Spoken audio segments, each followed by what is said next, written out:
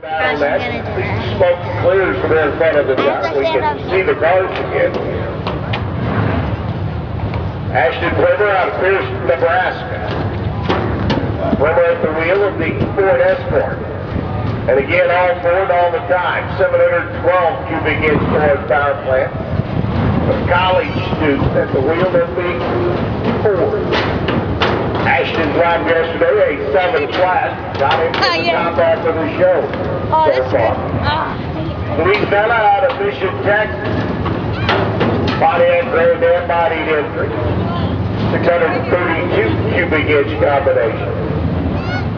Luis is in the show number 19. Bump spot, a 754. With Alvaro Pena. We'll see Alvaro come up here in a moment, I'm sure.